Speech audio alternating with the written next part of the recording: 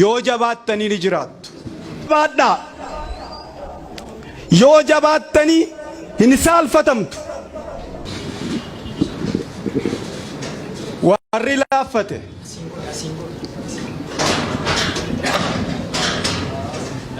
qe'ee isaanii irra xiyyaara lollaatu marsa. Taankiitu irra oofama. Haadha warraa isaaniitu ciniinsuu irratti jeeqama. Ijoollee isaaniitu mana barnootaatii baqata. Biyya Ameerikaatii qawween suuqiidhaa gurgurama akka karameellaatti, garuu lolli hin jiru. Argaa waan Ameerikaan faa Sooriyaa gochaa jiran. Ijoolleen Ameerikaa garuu taankii arganii hin beekan. Xiyyaarri lolaa irra marsee hin beeku. Argaa warri Ameerikaaf Awurooppaa waan isaan Liibiyaa godhan. Oromoon waa sadii qabaachuu qaba.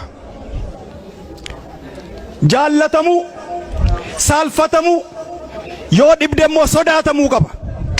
Lafti amma irra jirru lafa warra tuulamaati. Warri tuulamaa garuu amma lafa kanarra hin jiran. Jaallannes jibbines waan laafneef lafa nurraa fudhatan. Nagaan gaanfa Afrikaatti dhufuu ka danda'u yoo Oromoo dhugaasaatti deebi'e qofaadha. Oromoon sobee uf jajjabeessuu dhiisuu qaba. Laaffateeti lafa isaarraa fudhate.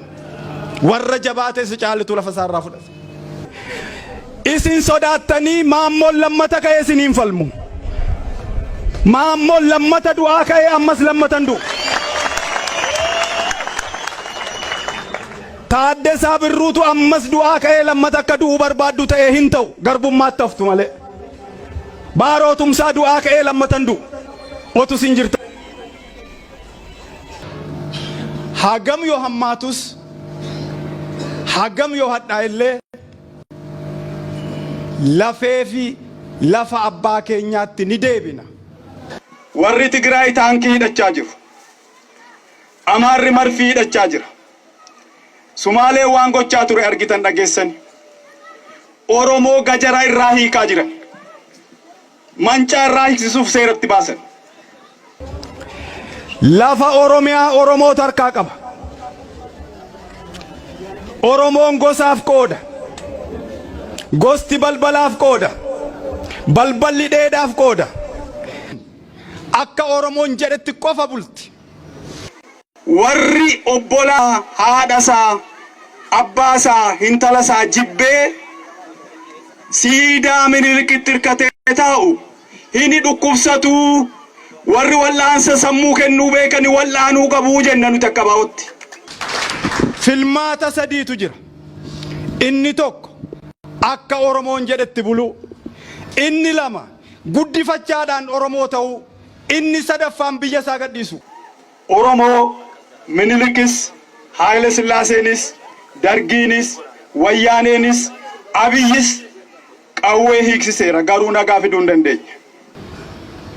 Oromoon tuulamaa, Oromoon lafa asii irraa buqqa'e, ba'aa ulfaataa lafee cabsu qofaa kee hin dandeessu.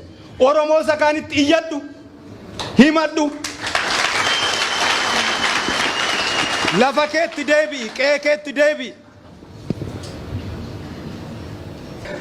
Ilmaan Oromoo lafa Oromoo irratti qotanii nyaatanii guddatanii badhaadhuu malee abbaan ta'e tokko lafa koo irratti mirga qaba jedhee lafa Oromoo gurguru mirga hin qabu.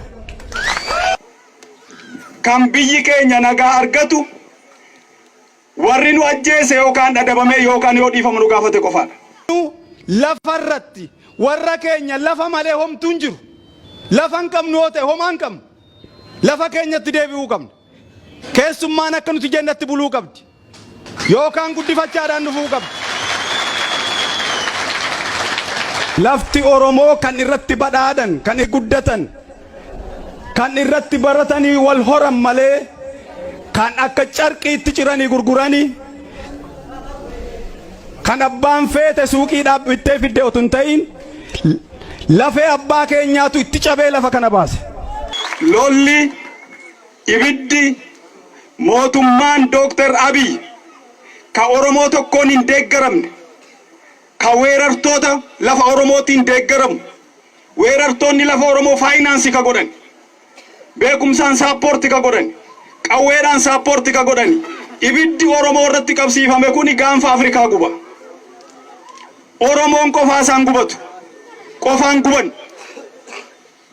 Dhugaa keenyaaf nagaa keenya barbaanna. Falmii gama hundaatiin amma karaa nagaarra jirra. Amma falmii karaa nagaarra jirra. Falmii karaa nagaatiin lafa keenyatti deebina. Han akka Oromootti nagaa jaallatu hin jiru. Han akka Oromootti lola sodaatu hin jiru. Lola caalaa garuu salphina sodaannaa, salphina jibbinaa. Gaanfa Afrikaa kanatti nagaa fiduuf Oromoon meeshaa hanga isa ga'u hidhachuu qaba. Gajaraa miti, taankii, marfii, jeetti, miisaa'eliif rookettiin hanga harka Oromoon seennetti gaafti Afrikaa dhugaa hin argattu, nagaas hin argattu. Biyyi Itoophiyaa kuni gatii guddaatu isheerra jira. Kadhaadhaanis liqiidhaanis doolaara biiliyoona hedduutu ishee harka jira. Rakkattees kadhattees kaffaluu dandeessi. Gumaa ammoo garuu akka laafaatti hin kaffaltu. Gumaa fi lafti hin dulloomu. Gumaa fi lafti filannaan nagaa barbaaddi. Nagaa fi qofaan jiraatan. Dhumarratti kan isiniin jedhu dargaggeessi as jiru kun gatii baastan situ beeka. Dadhabbii faajii keessan situ beeka. Ammayyuu galmaan hin geenye. Oromoon dargaggoon uf qopheessaa.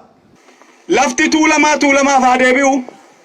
Ilmaan Walloo halagaa jalaa ba'anii Oromiyaa jalatti bulanii hidhamaan atattamaan haa hiikamu.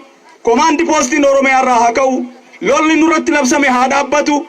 Yoo kuni ta'e Itoophiyaa waliin jiraachuu dandeenya. Hankanaanas adda godhadhaa galatooma.